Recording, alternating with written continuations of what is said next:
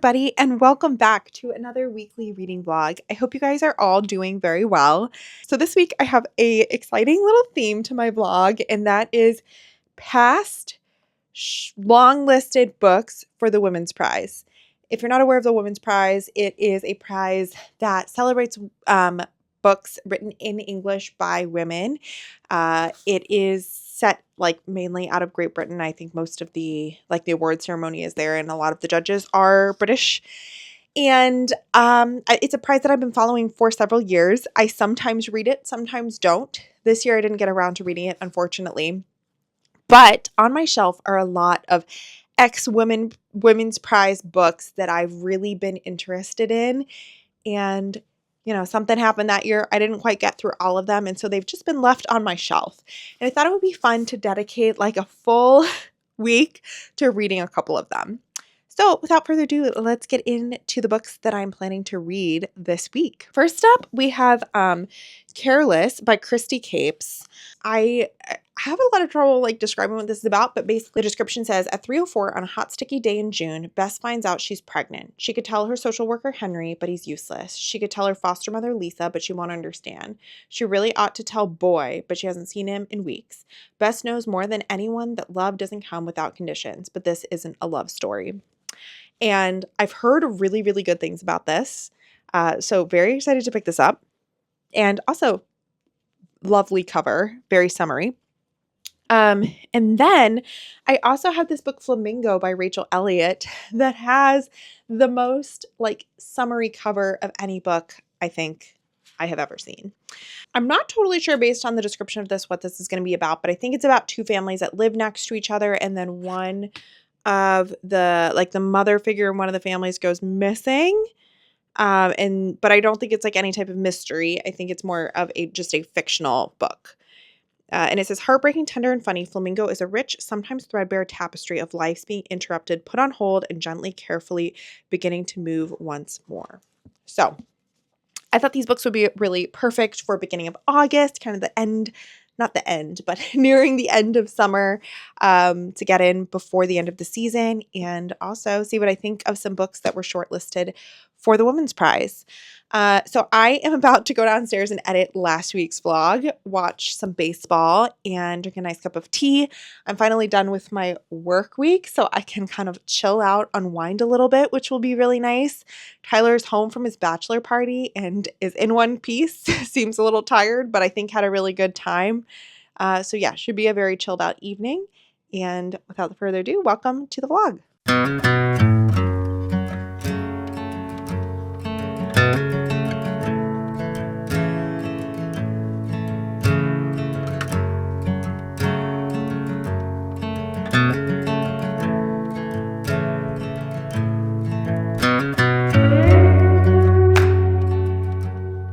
So it is now Thursday. I am full on embracing my relaxing mode and my week off. I think I was wearing this exact same outfit last time I talked to you, but I promise time has passed on. Clarence is causing havoc as per usual. I've been really tired over the last couple days, and I don't know, it feels like maybe it's just taking me longer to recover from my week of service than typical.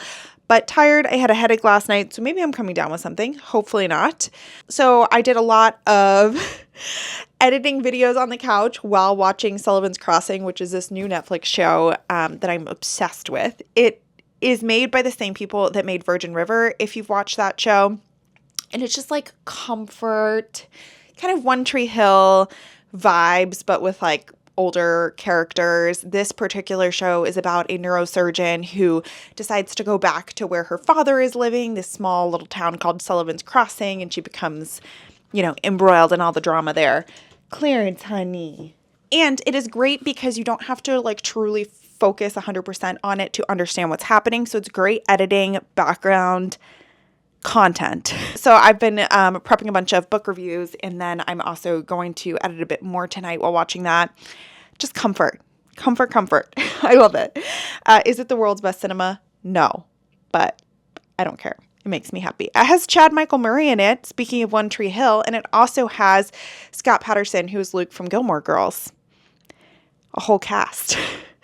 I will give you a reading update in just a moment, but I had a very exciting little box come in, which is this giant box from Lush. I'm going to be honest with you, this is mainly for Tyler. Tyler loves bath bombs. I do as well, of course, but he probably is the one that has baths more often than I do. So whenever they come out with a new collection, whether it's fall or whatever it would be, I always pick a few of them out. This is like their early fall collection, and it just looked really fun. So I thought I would open this with you and then chat with you about my reading. I have a little bag that I'm going to put the bath bombs in because we still have a few from summer that we're using up, and I'm just going to use this as a little storage bag. So first one I got is this one that looks like a honeycomb, and I think it's called Sweet as Honey. So I got 2 of these, which smells really yummy. It does smell exactly like honeycomb. Then I got this snowy mooncake bubble bar. So I think you crumble this under the faucet and it gives you some nice little bubbles. Ooh, that smells, it's like almost minty, which I kind of enjoy. One of our all-time favorites in this household is the sticky dates. It just smells kind of, obviously like dates, but it smells kind of like fig-like. And I think it maybe is their 30th anniversary, so they put the number 30 on all of their bath bombs. So we got 2 of those. This is the second. Then we have another one of the mooncake. This one is a bath bomb, not a bubble bar. This one smells really lovely too. I don't know what the scent is supposed to be for this. It actually smells kind of like the date one. And then finally, we have this one that has a star on it. That smells really good too. And it looks like it has some glitter. It almost smells like artificial grape, which is one of my favorite scents. I adore it. So overall, I think this is a great like little transitional bath bomb haul. Of course, when they come out with their Halloween ones, we all know how that goes. Certainly we'll be getting a few of those. But Tyler especially has been getting slammed at work recently and just had a little bit of a tough time. And I think we're both stressed for the wedding. So hopefully this will bring a smile to his face as well. Other than that, I have been doing a little bit of reading for the books that I had planned to read this vlog. However, the Paws and Pages live show is also coming up this weekend, and I have been making my way through The Emperor of Gladness, which I'm not going to tell you about. I'll talk about it more on the live show, but I've been balancing this week's reading vlog with this. So I've been a little bit slower with my reading progress than typically, but I am making my way through Rachel Elliott's Flamingo. I'm maybe like a third of the way through this. I am tandem reading it with audiobook and physical book, and so far it's just okay. At the beginning, you're kind of thrown into the story. You're not really sure what's going on, and then we kind of flash back and you get some more of the background. There's a lot of interconnected like characters between these two families, characters that have had kind of relationships or connections over time. You kind of flash back and you're learning about all those things. A lot of people in this book make really dumb decisions and are really irritating, and I'm finding that difficult to get on board with. But I think I'm going to persist and see what I end up thinking. All right, I'm going to go have a cup of tea, enjoy reading a bit more of my book, and then I'm going to go to the pool, swim some laps. Usually that will wake me up and make me feel a little bit better, and hopefully run myself a warm bath afterwards.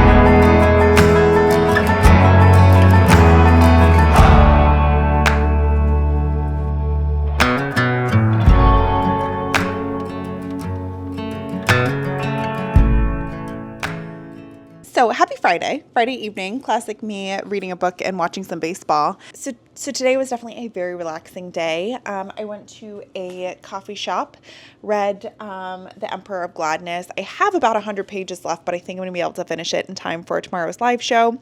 I do have to say, this book is like so satisfying to read. I'm not talking about like the actual words of story, anything like that. I will leave that all to the live show. But the pages are like so thick and it just feels very high quality and hefty. So I've really been enjoying that. I did get my first chai latte of the season. I always get chai latte with oat milk and a little bit of brown sugar, a little bit of seasoning, which was lovely. I know it's not anywhere near fall, but it always feels like an end of the summer transition moment when I get my first chai of the season. And then I went to Orange Theory today. And if you guys don't know what Orange Theory, I do talk about it in some of my vlogs. It is a group exercise class based on heart rate monitoring. So basically you wear a heart rate monitor and you can see like how fast your heart rate is during the class. You guys don't care about that. I don't really care about that, to be honest. I do it because I like the group motivational thing. And I do it because it's really great for my mental health. Like if I go consistently, I just feel so much better, so much more energetic. So I had a really great class today, and I did one of my fastest times on the rower, which again, I don't care about, but it's an indicator that I have been putting my mental health first and going to the gym frequently. And that's what makes me particularly happy. So I was really happy with that. Slight downside over the past couple of days. So the tea plant upstairs is quite literally like on its last legs. I don't think it's going to make it. It has been moved from the reading room to a spare room. And the biggest issue with it right now is it has fungus gnats. So like in the plant pot, there are all these bugs. Very gross. So I bought these little adhesive trap things, and I'm hoping that maybe against all odds it can power through, but I'm a little concerned that it's not going to happen and I'm going to have to get another tea plant and start all over again. I think I know what I did wrong. Many things, which again, you guys probably don't care about, but this is the last ditch effort, so I will for sure let you know how that goes. So yes, again, not going to give you a reading update of this, although this has been what I've been spending a lot of my day reading, but I did finish Flamingo by Rachel Elliott. Please excuse the bookmark because I listened to the end part of this on audiobook. So I finished this after Orange Theory today. I gave this a 2 stars, which I'm really bummed about and does not correlate, I would say, well with the Goodreads rating. So if the premise sounds interesting to you, if the character descriptions that I tell you sound interesting to you, I would go ahead and pick it up anyways because it might be a me problem. But as I said, this is about 2 families that live close next door, and it's kind of the converging, diverging of these families. One of them is a young mother and her son, and the other one is kind of like a bigger family with other kids, father and mother, and we kind of go from there. I just didn't care about these characters. I didn't feel like they were super well characterized. They were described based on a few like whimsical interests that they each had, but it didn't really make for a well-rounded character that I felt I understood what they would do in many different scenarios or felt realistic. Aggressive whimsy, but not actual characterization is how I would describe this. I love whimsical books. Sovereign Bliss is one of my favorite books of all time, and it is very quirky. I just read Ghosts in my last reading vlog, and I would also say that has kind of a similar style. But in this book, like, it just didn't lead me to a well-rounded experience, I would say. So 2 stars, unfortunately. I also did feel like the writing style in here was very, very choppy. Very short sentences, very short paragraphs, which is fine. Sometimes works for me. Didn't work for me here. And like no quotation marks for dialogue. Again, sometimes work for me. I don't think Claire Keegan puts quotation in dialogue, but in here, all those things together, like it just didn't work. I should have DNF'd this, but I gave it 2 stars. So I'm hoping to finish Emperor of Gladness this evening, pick up Careless tomorrow morning, and see kind of what I can get to. Although I may be cashing in on the promise that I made to you at the beginning of this vlog that I might not finish it in time for the end of the week, but we will see. I actually have been reading quite a few pages this week, so maybe it will translate into me getting one more book finished. What else? Those are the big updates. I am going to try to finish Emperor of Gladness this evening, finish watching a very exciting baseball game that I was in the middle of, and drink some peppermint tea.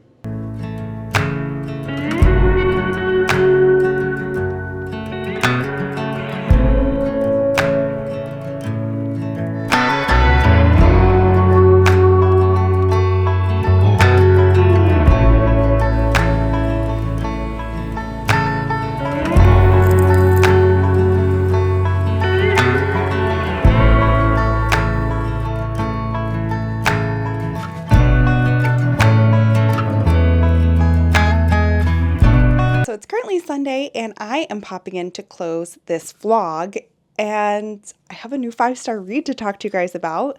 So let me do that first, and then we'll go into a new little wrap-up segment that I'm going to trial in this vlog, which is a favorite quote of the week, how many pages I read from the week, and then obviously rehashing what I rated things. Let me know what you think. If you think it's too long, or if you kind of like a more extended weekly wrap-up. I gave Careless by Christy Capes 5 stars. I started this yesterday evening, and then I just binge read the entire thing on the couch today. I was completely absorbed, immersed. I could not put it down. I was just on the couch literally all day, did nothing but watch baseball and read this amazing, amazing book. So this is really about a young girl. She's 15 years old. She lives in London, and she's in the foster care system. So she has a placement. She's living with a foster care family, but she hasn't been adopted by them. You don't really know the circumstances around why she's there, how long she's been there, but you know that she's with them. And then at the beginning of the story, she basically, in the first couple of pages, you find out that she is pregnant, but you don't know who the person is, what the circumstances are around that. You flash back and kind of get a bit more backstory, and then you kind of go forward as well and figure out what she ends up doing and how things go forward. I loved, first of all, the title I thought was genius, because this young girl, why do I forget her name? Oh, her name is Bess, but her given name is Isabel, but she goes by Bess. She has been forgotten by so many people, not cared for by so many people, even though she's in the care system itself. Through foster families or care workers, they just don't seem to care about her. But because of the trauma that she's been through, often what people call her is careless, making bad decisions, not thinking, not doing things with purpose. So I think the title is so smart because it encapsulates all of that. Huge trigger warnings in this book for literally everything. I would definitely check them out. I'm going to miss one if I say them all here, but certainly check out trigger warnings if you do plan to pick this book up. But I just thought the writing was so propulsive and excellent. The characterization was incredible. I loved the relationship, the friendship between her and her best friend, Ishal, I think, is her name, and their kind of bond despite everything. Maybe not making the best decisions all the time, but that unconditional ride or die. I loved how that was developed. And this definitely is going to be a dedicated review because I cannot possibly think of everything that I want to say about it because I loved it so, so, so much. But 5 stars, incredible. Definitely check it out if you are able to, given the trigger warnings. So for this wrap-up segment, as I promised, I'm going to give you the number of pages that I read this week, including Emperor of Gladness, which I did not talk about in this vlog, but I did read this week. If you want to hear my thoughts, I'll link you over to our live show, which we did yesterday. Yes, yesterday. There's a non-spoilery section of the live show and a spoilery section, so you can listen to the first little part of the live show and kind of get my thoughts. But I did end up giving that one a 4.5 stars. So overall, I read 1,098 pages this week, which is really good for me. That averages right at about 156 pages per day, although today I read 300 pages. Other days I certainly have not read as much, but very on par with where I want to be for my reading goal. As I said, I gave Flamingo by Rachel Elliott 2 stars. Emperor of Gladness, I gave 4.5 stars. And Careless by Christy Capes, of course, I gave 5 stars. So there were a lot of really excellent quotes this week, but my quote of the week is going to come from Careless. And I'm not going to tell you what the situation is that the quote happens because I don't want to spoil anything. But here is what it is. So here's the quote. And we lie in the grass with the daisies and the dandelions, carefree, my hand in hers, and we talk about everything in the world and nothing at all. We talk about all the things we did to get here, to get away from here, and how it sometimes feels as though the sky is pressing down on our chests. But we've got air in our lungs now, and that's all that matters. So we lie very still, our fingers entwined, the skin on the palms of our hands callous but not broken, and we look up. Oh, I love this book so much. This week really made me think about prizes. Because I picked 2 prize books, right? Flamingo and Careless. They were ranked about the same. They were in the same prize year, in the same long list, selected by the same panel of judges. And I adored Careless. It's going to be one of my favorite books of the year. And I just did not relate at all to Flamingo. And so it's so tough. You never know what you're going to think.